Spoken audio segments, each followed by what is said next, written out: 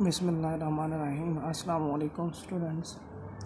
आज का जो हमारा सॉलिड स्टेट फिज़िक्स 2 का टॉपिक है that is classification of semiconductors.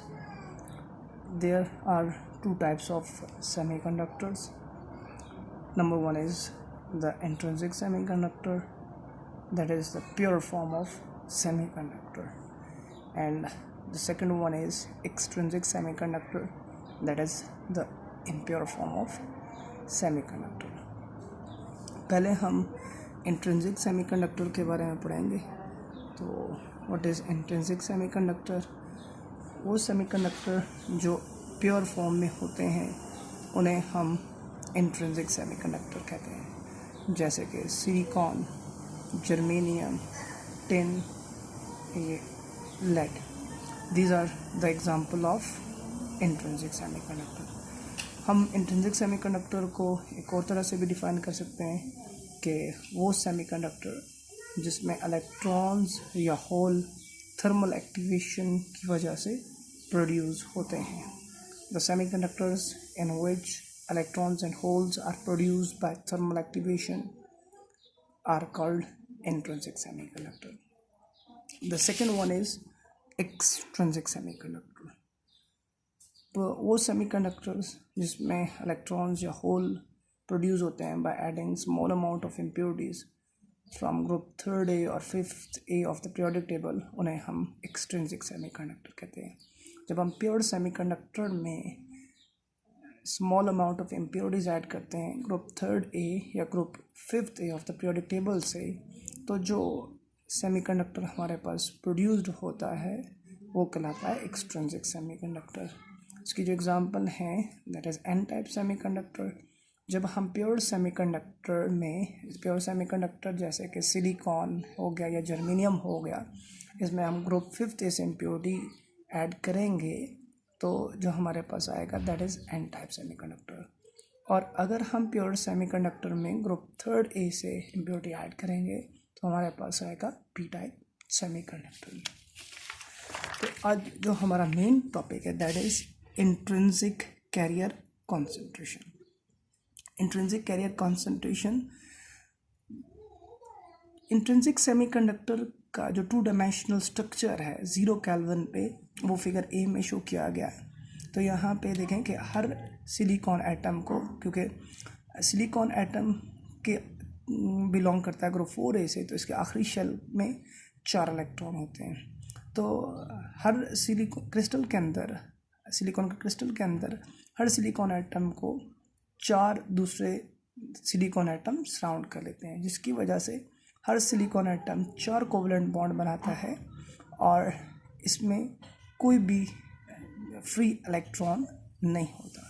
अब ये जो स्ट्रक्चर शो किया गया है that is the structure of silicon crystal in 2D at 0 kelvin. इसमें कोई फ्री इलेक्ट्रॉन मौजूद नहीं है। अगर हम बैंड की शक्ल में देखें तो यहाँ पे ये फिगर बी में इसका बैंड शो किया गया है। ये वैलेंस बैंड है और ये कंडक्शन बैंड है। इसमें वैलेंस बैंड कम्प्लीटली फिल्ड है और कंडक्शन बैंड एम्प्टी है। इस वजह से 0 केल्विन पे ये इंट्रिंसिक सेमीकंडक्टर इंसुलेटर होते हैं। अब जब टेम्परेचर इंक्रीज़ होता है जैसे कि रूम टेम्परेचर पे, तो रूम टेम्परेचर पे कुछ इलेक्ट्रॉन थर्मल एनर्जी गेन करते हैं और शिफ्ट हो जाते हैं वैलेंस बैंड से कंडक्शन बैंड में। अब जो at room temperature some of electron gain sufficient thermal energy and raise from valence to conduction band. अब कितने इलेक्ट्रॉन वैलेंस बैंड से कंडक्शन बैंड में शिफ्ट होंगे या रेज होंगे, तो that depend upon the permissible energy level in the conduction band. How many energy levels are present in the conduction band?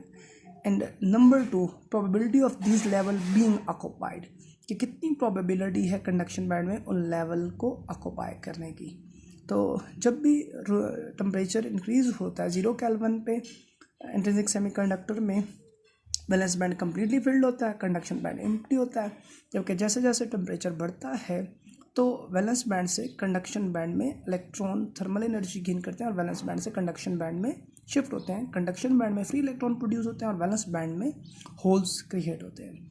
अब जो number of electron valence band से conduction band में shift होंगे that depend upon two conditions के एक permissible energy level in the conduction band और उन energy level को ऑक्यूपाई करने की प्रोबेबिलिटी कितनी है। अब नेक्स्ट हम आते हैं जी, अब हमारा जो टॉपिक है that is intrinsic carrier concentration. जो नंबर ऑफ इलेक्ट्रॉन्स पर unit volume in the range of energy E and E plus DE होता है that is DN is equal to DE FE into DE. This one is DE is density of state.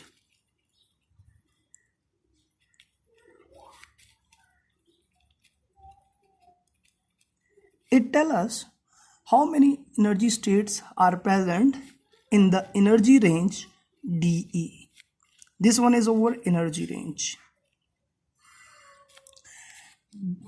These density of state and DE combined tell us that how many energy state we can have. FE that is probability, ये हमें probability के बारे में बताता है कि कितनी probability है कि वो states filled होंगी और ये combine होके हमें number of इलेक्ट्रॉन्स पर यूनिट वॉल्यूम देते हैं। अब यहाँ पे जो हमारे पास डेंसिटी ऑफ स्टेट है, हम पिछले लेक्चर में पढ़ चुके हैं कि डेंसिटी ऑफ स्टेट होता है 1/2 पाई स्क्वायर 2 me स्टार एक h square 3/2 E1/2 and FE density of state and Fermi FE is the Fermi direct distribution function जो ये है FE is equal to 1 divided by 1 plus E exponential E minus EF over KT। अब जो intrinsic semiconductor होते हैं उनका जो energy gap होता है E minus EF that is approximately equal to 1 electron volt and at room temperature जो KT की वैल्यू आती है वो तकरीबन 0.0025 इलेक्ट्रॉन वोल्ट होती है। तो यहाँ से हम देखते हैं कि E minus EF is very very greater than KT।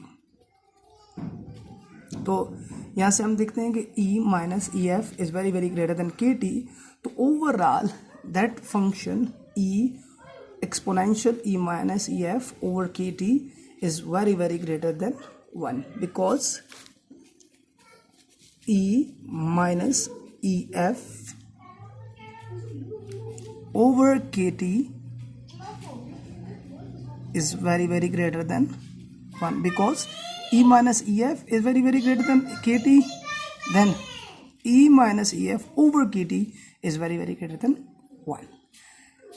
Then इस टर्म का जो एक्सपोनेंशियल होगा that is also very greater than 1। तो इस वजह से हम जो इक्वेशन नंबर 3 है इसके जो डिनोमिनेटर है इसमें 1 को इग्नोर कर देंगे। So we neglect 1 in the denominator of equation 3। Thus FE is equal to 1 divided by exponential E minus EF over KT। अब ये जो टर्म है जब ये ऊपर जाएगी तो यहाँ पे पावर माइनस में आएगी, माइनस इनसाइड मल्टीप्लाई हुआ तो EF नेगेटिव था तो that become positive and E is positive it become negative. तो FE is equal to exponential EF minus E over KT। Now अब हमने जो number of electron find out करते हैं that is the intrinsic carrier concentration, that is the number of electron in that conduct electricity in intrinsic semiconductor। तो वो वाले electrons होंगे जो कंडक्शन बैंड में होंगे। अब जो total number of electrons in the conduction band वो हमें इस तरह फाउंड होंगे कि इफ़, क्योंकि कंडक्शन बैंड की जो लोअर लिमिट होती है वो EC होती है जहाँ से वो स्टार्ट होता है and upper limit conduction band की that will be at infinity. तो इस वजह से अगर हमने number of electron conduction band में, जिसे हम इंट्रिंसिक कैरियर कॉन्सेंट्रेशन भी कहते हैं, ये फाइंड आउट करने हैं, तो हमें equation number 1, that this one equation जो हमें डी एनर्जी रेंज में नंबर ऑफ इलेक्ट्रॉन्स बता रही है, अगर हमने इंट्रिंसिक कैरियर कंसंट्रेशन को फाइंड आउट करना है तो इक्वेशन नंबर 1 को हम इंटीग्रेट करेंगे EC से इन्फिनिटी तक. Why we integrated from EC to infinity? Because conduction band की लिमिट EC से स्टार्ट होती है और इन्फिनिटी पे होती है. तो इस रेंज में जितने भी इलेक्ट्रॉन्स होंगे वो हमारे पास कहलाएंगे इंट्रिंसिक कैरियर कॉन्सेंट्रेशन N. अब equation number 2, that is the density of state. Now this equation, that is density of state.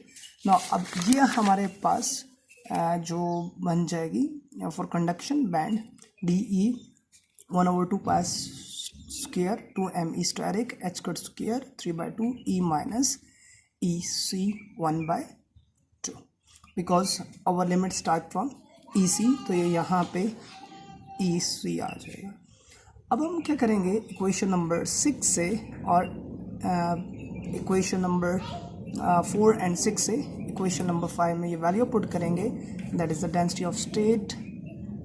हम पुट की, ये हमारे पास n integral, this one is the density of state 1/2 pi square 2me steric h cut square 3/2 E minus EC 1/2. This is our probability function EF minus E over KT, and that is DE, energy range or differential element. Now NEC to infinity, ये term same है. अब इस term को, exponential वाली term को हमने दो हिस्सों में स्प्लिट कर दिया, that is EF exponential EF over KT exponential minus E over KT into DE. अब जो टर्म्स कांस्टेंट हैं उनको हम इंटीग्रल से बाहर ले जाते हैं. तो ये टर्म कांस्टेंट है तो इसको हम इंटीग्रल से बाहर ले गए, ये टर्म कांस्टेंट है तो इसको हम इंटीग्रल से बाहर ले गए, और ये टर्म क्योंकि जो फर्मी एनर्जी है ओवर KT एक पर्टिकुलर टेम्परेचर पे, ये भी कांस्टेंट है तो इसको भी हम बाहर ले गए. अब हमारे पास जो टर्म बच गई है, that is E minus EC 1/2 E minus E over KT into DE. तो दिस टर्म्स रिमेन. अब हम क्या करेंगे कि हम सब्स्टिट्यूशन करते हैं. नाउ हम जब इसको सब्स्टिट्यूट करेंगे, इसको हम इक्वेशन नंबर कह देते हैं जी 7. अब हम लेट करते हैं, अब लेट कि x जो है वो E minus EC over KT की इक्वल है. तो ये टर्म जब इधर जाएगी तो KTX E minus EC की इक्वल होगा. हम इसको डिफ्रेंशिएट करते हैं at a particular temperature, because temperature is a particular temperature पे हम इसको डिफ्रेंशिएट करेंगे. तो K कांस्टेंट है, T कांस्टेंट हो गया इंटू DX का डिफरेंशियल DE, और कंडक्शन बैंड की जो एनर्जी है दैट इज आल्सो कांस्टेंट, तो इसका डिफरेंशियल 0. तो KT DX is equal to DE. अब हम लिमिट के बारे में डिस्कस करते हैं कि जब एनर्जी कंडक्शन EC की इक्वल होगी तो देन यहाँ पे अगर हम पुट करें EC तो x अप्रोच करता है 0 को, दैट इज अब यहाँ पे हम अगर इस साइड पे पुट करें तो KTX is equal to EC minus EC. If the energy equal to EC then यहाँ पे हमारे पास x approaches to 0 over KT, that will be 0. तो E EC की इक्वल होता है तो x 0 हो जाता है, और E अगर इन्फिनिटी की इक्वल होता है तो x भी इन्फिनिटी है. जैसे कि यहाँ पे हम शो करते हैं कि KTX is equal to infinity minus EC, यह हमने इस इक्वेशन में पुट किया है. तो दैट इज KT, इन्फिनिटी में से कुछ चीज़ माइनस करें या ऐड करें आंसर इन्फिनिटी होता है, और कुछ चीज़ से डिवाइड करें तो भी आंसर इन्फिनिटी ही आता है. तो x when E approaches to EC, x approaches to 0, E approaches to infinity, then x approaches to infinity. Now the equation 7, that is this one equation becomes, ठीक है, n is equal to 1 over 2 pi square 2 me static over h cut square 3 by 2 e f over kt 0 to infinity। अब यहाँ पे हम इसके बारे में substitution करेंगे, तो यहाँ पे जो e माइनस ई सी है, तो e माइनस ई सी यहाँ पे ये देख रहे हैं कि हमारे पास that will be equal to K T X, ठीक है। तो यहाँ पे हमने e माइनस ई सी की जगह पे ये पुट कर दिया के टी एक्स, दैट इज 1/2, ठीक है। Next one is exponential, that is exponential minus E over K T. अब जो हमारे पास e आता है एक्सपोनेंशियल माइनस ई ओवर के टी, तो यहाँ से हम e की वैल्यू अगर निकालें तो e हमारे पास किसकी इक्वल आता है, e हमारे पास आता है K T X plus E C is equal to E. तो e की वैल्यू हमारे पास आ गई K T X plus E C. अब हम उसको इस जगह पे पुट करेंगे e की वैल्यू, हमने e माइनस ई सी की वैल्यू पुट की, that is K T x. अब एक्सपोनेंशियल यहाँ पे हमने ये वैल्यू पुट की एक्स के टी और ई सी प्लस ई सी था, क्योंकि बाहर माइनस था तो माइनस इसके साथ भी मल्टीप्लाई हो गया, इसके साथ भी, तो ये हमारे पास ई की वैल्यू पुट हो गई ओवर के टी, और ये डी ई की जगह पे डी ई हमारे पास क्योंकि किसकी इक्वल है, के टी डी एक्स की इक्वल है, तो यहाँ पे हमने के टी डी एक्स पुट कर दिया है। नाउ हम इसको रीअरेंज करते हैं, तो n 1 over 2 pi square 2 me static over h cut square 3 by 2 exponential ef over kt। अब यहाँ पे x को हमने अलग किया तो 1/2, kt अलग किया, एक kt ये है that having a power of 1/2, और एक kt ये हमारे पास है that has a power of 1, तो power 1 plus 1/2 that is 3/2। Exponential यहाँ पे ये जो एक्सपोनेंशियल है माइनस एक्स के टी माइनस ई सी ओवर के टी, इन दोनों टर्म्स को हमने अलग किया, तो एक्सपोनेंशियल ये के टी जो है के टी इसके साथ भी डिवाइड होगा, तो ये हमारे पास टर्म आ जाएगी माइनस एक्स के टी ओवर के टी, और के टी इसके साथ डिवाइड होगा तो माइनस ई सी over K T into D x. के टी से कैंसिल हो गया। नाउ जो हमारे पास टर्म बच गई है, तो n 1 over 2 pi square 2 me static। अब के टी की पावर 3/2 है, तो यहाँ पे भी पावर 3/2 है, तो इसमें हमने इसको कंबाइन कर लिया, K T is here over 3/2 over H cut square, E यहाँ पे E F over K T, तो यहाँ पे हमारे पास एक एक्सपोनेंशियल फंक्शन ये है और एक एक्सपोनेंशियल फंक्शन ये है, इन दोनों को हमने कंबाइन किया, तो यहाँ पे क्योंकि ई एफ माइनस ई सी ओवर के टी। नाउ जो इंटीग्रल में हमारे पास टर्म्स रिमेन हो गई हैं 0 to infinity x 1/2 e power minus x. हमारे पास इंटीग्रल में सिर्फ एक ये टर्म बच गई और एक ये टर्म, बिकॉज ये टर्म इसके साथ जाके कंबाइन हो गई और ये टर्म बन गई, और के टी जो है वो इधर चली गई और ये यहाँ पे आ गई। अब नो ये जो हमारे पास बनता है this one 0 to infinity x 1/2 e minus x, it is a standard integral and its value is under root pi over 2। हम इसकी वैल्यू यहाँ पे पुट करेंगे, तो जो हमारे पास हमने इसकी वैल्यू यहाँ पे पुट की, तो अब जो हमारे पास वैल्यू आती है n is equal to that is n is equal to, यहाँ पे हम वैल्यू पुट करेंगे इसकी जगह पे, तो यहाँ पे 2 अंडर रूट यहाँ पे हमने वैल्यू इसकी पुट कर दी। अब ये यहाँ पे कैसे आया 2 की पावर 3/2, क्योंकि बाकी टर्म्स तो सेम है, that is K T M asterisk over H cut square, I think so that is H cut square, H cut square 3/2। अब ये टर्म हमारे पास यहाँ से कैसे आ गई 2 पावर 3/2 ओवर 2